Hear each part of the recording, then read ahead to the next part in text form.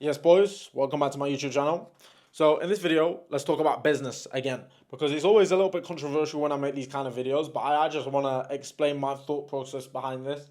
Maybe, have a debate with you guys in the comments or whatever, but I just want to explain my thought process behind this, because I actually had a conversation yesterday about this, and he was like, bro, like, I really like your videos that are sort of like pushing Christians to be strong and everything like that. Like, I can really tell that you've got a lot of passion in your voice, and it's a subject that you care about, because honestly, like, yes, because I think that in the Christian community, like we need strong leaders and we need men that are like pushing people to be in shape, ambitious, strive towards their goals. Because like I see a lot of Christians like at church and stuff, and they're just walking around with like massive beer bellies and they're just out of shape.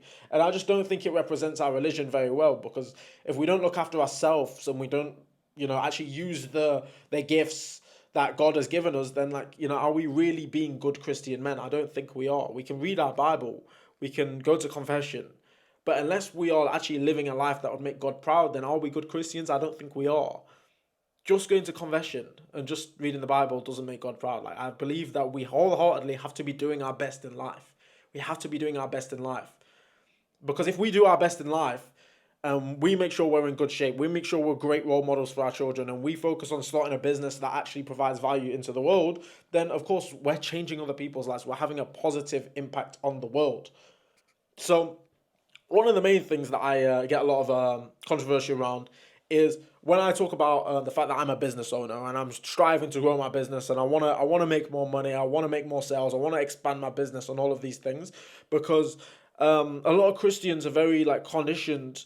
I mean, I think they're just well, I think they're just unambitious deep down, and they project that onto me because I think they're just lazy. Because a lot of people say like, oh, you shouldn't be starting a business, shouldn't be making all this money, blah blah blah. It's not why Jesus said that you can't be rich and go to heaven, which is a complete lie, by the way. It's Jesus says it will be harder for those that are rich to go to heaven, but it is not. He does never say that it's impossible for a rich person to go to heaven. The reason why Jesus says that it's going to be harder for a rich person to go to heaven is because with wealth and power comes temptation, and the devil's going to start creeping in and start to take advantage of our flaws as human beings, which is our greed and our power lust, right? But as long as you've got your faith in God, and you don't, sell your soul to the devil, and you focus on doing God's work and being a good influence on the world, then you can be rich and a good Christian man and still go to heaven, bro. Because starting a business, the fundamental thing that makes business owners more valuable to the marketplace and therefore earn more money is because businesses provide more value than other people. You get paid based on the value that you provide, and by starting a business, you get to help more people on a larger scale. You get to solve more problems. You get to help people on a larger scale, and therefore make more money. Obviously, there's some business owners that are paid by the devil. They ain't paid by God, they're paid by the devil. And those people are doing not so much God's work, and they're kind of ruining people's lives. But the business that I'm building, I'm changing lives. I get to change men's lives. I get to train them in sales. I get to push them towards self improvement, push them towards God, and literally change people's lives. So that is a very ethical business, and a business that I know that God would be proud of, because I literally get to change people's lives every single day. I'm building a brotherhood, I'm building an army, and I'm promoting very good Christian values to my alpha set of boys. So it goes back to a case, is like, is it really unethical for me to um, scale a business? Like, why would it be? Is it unethical for me to make loads of money and donate loads of money to my church and use my money to do good things like provide for my future wife and kids, homeschool them so that they're not going to go get brainwashed in the education system and learn how they came from a monkey, and how you can identify as a they, them? You know what I mean? It's like, is that a bad thing for me to make all of this money, eat grass-fed steaks, provide for my kids, make sure I raise warriors that follow the word of God, raise virtuous daughters, and provide for my future wife? Bruv, you know what I mean? It's like, I'm not even a materialistic guy. The thing that I find mad is that I get controversy for saying that that Christians should strive for wealth, power, and to be dangerous. At no point am I saying like, go down this hedonistic path where you're using all of this money and just materialistic and buying Lambos, blah blah blah, because none of that stuff matters. Like literally, it's all irrelevant. That's called living for the world, and it's pointless. Like none of that stuff is important at all. But what is important, truly, what is important as a man is that every single man needs a mission. That's what gives us fulfillment as men. That is our like literally like our purpose of the whole point of us being here on earth is to pursue our purpose and to do God's work through our work. Our work is the way that we give our gift to the world, and we need a purpose. If you're watching this and you're a Christian man and you feel very unfulfilled with your job right now, then you're not doing God's work. Because if you was doing God's work, then you would feel fulfilled and proud of your job, that you get to help people through your work every single day. You could be a baker. You could be making the best bread ever. You're just an absolute fucking gem. I shouldn't swear. You're just a gem to your village because you just make the best bread, and everyone's so happy to come into your bakery every morning and buy your bread, right? That's doing God's work right there. You're doing God's work through your bread, through your mastery of making bread, your mastery of baking. You're changing people's lives, bro. Everyone's so overfilled with joy to buy your bread every single day. You're an asset to the community. But if you work a job right now where you don't get that sort of fulfillment, then you're not doing God's work, bro. You're in the wrong path. You haven't yet found your purpose. Just because you haven't found your purpose, bro, don't project that onto me and make out like I'm not a good Christian man because I'm a business owner and I make loads of money. That's not the case. Because I feel fulfilled every single day. Yesterday was Sunday, and Sunday is a holy day of worship. Of course, I start the day, I go to church, and then I go to my Catholic study group, and then I'd go and do an hour in the sauna, and then I spend time with my family and stuff like that. I was really, really excited last night to wake up today. I didn't even want to go to bed, to be honest. I wanted to just skip the night time, just click my fingers, the sun comes up, it's Monday again, and I can get back into the office and start getting violent towards my goals. Because that's what it is when you have a mission. When you have a mission, nothing else matters. You're just all in on that. You're just all in on becoming the best version of yourself and doing your work to the best of your ability. And we all have one fundamental purpose as men, which is our self-development, our self-improvement. We all share this one fundamental purpose, which is becoming the best version of ourselves so that we can be a better role model for the people around us. We can best represent the message that Jesus taught us, and we can also be a good role model for like our children and raise good kids and just be an asset to society, you know? And part of that self-improvement, like I said, is also being dangerous as a man. You need to be dangerous. You can't tell me that you're some flimsy, pacifist, skinny neck man and you're a good man. Because there is a difference between a good man and a nice man. You can be a nice man, but not necessarily a good man, because a good man should be able to protect the people that are weaker than himself. That's what I believe a good man should be, which includes learning to fight, getting strong, and being dangerous. Because let's say you're walking down the street and it's late at night, and you see a woman getting attacked in the night. She can't defend herself because she's a woman.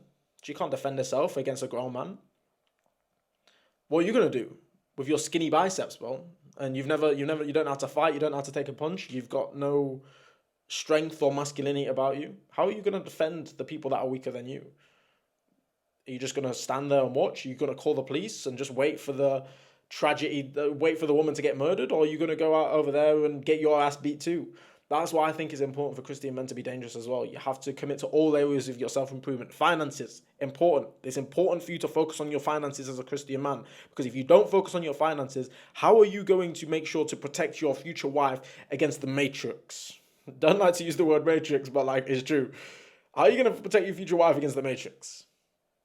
How are you going to raise and homeschool your children? How are you going to homeschool them? Are you going to send them to public school while you know they are getting turned away from God? Because that's what, like, public school, like, the whole thing is like, from literally like the start of your experience in public school, you are literally getting taught these theories to disprove the Bible. Are you going to send them to public school where they're being turned away from God and turned towards LGBTQ? Or are you going to focus on working hard so that you've got the funds available so that you can homeschool your children and retire your wife and live in a countryside away from the city, away from Satan, and just live a wholesome life with your family? Because the thing is as well, when it comes to starting a business, or when it comes to becoming financially free or financially stable to the point where you can retire your future wife and provide for your future kids, you don't actually need to start a business, and you don't need to be rich. You can be a baker, you can be a gardener, you can do whatever you want to do in life, whatever your purpose is, but you just work hard every single day to become the best. You are just so ambitious and you are just so fueled by the Holy Spirit that you wake up every single day and you just try your best in work, because There is bakers out there that make six figures. There's gardeners out there that make six figures. There's butchers out there that make six figures. You just become the absolute best at what you do, and you can make that money, become more of an asset to your community, more valuable to society, and then make more money so that you can provide for your family. Literally, like whatever your passion is, whatever you get fulfillment out of, you can probably scale to six figures by doing that, and therefore give your family a good life and raise strong Christian warrior sons that beat each other up every day because you're homeschooling them. They're not doing their GCSEs. They're busy beating each other up. Perfect. They're busy beating each other up. That's perfect, man. 5 sons. They've got a little fight club going in the back garden. Rather than going to, sit there like NPCs in science classroom, they're beating each other up. It's perfect. Because I became the type of man that could provide for them so that I can homeschool them. I became that type of guy, and now my sons are beating each other up. It's the dream life. So that's what I think. I'm a Catholic entrepreneur, and that is the best thing I think I could have done. I took the time, I was ambitious, and I got really, really good at the skill of selling. God gave me this gift. God didn't give me the gift of, being good in a classroom and being good at sitting exams. That wasn't my gift.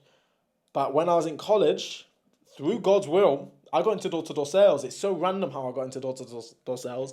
I was with one of my good friends at the time called Trappo. And me and Trappo was in the smoking area of Victoria Shopping Centre in Nottingham.